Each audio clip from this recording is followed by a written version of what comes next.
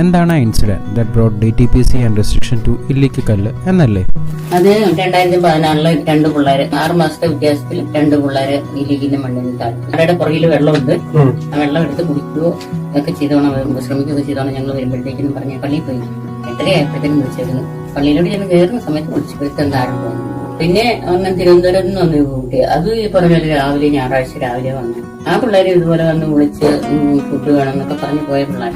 ഞങ്ങൾ ഫുഡൊക്കെ ഉണ്ടാക്കി വീട്ടിൽ വെച്ച് ഇങ്ങോട്ട് കൊണ്ടുവരാൻ പറ്റിയില്ല.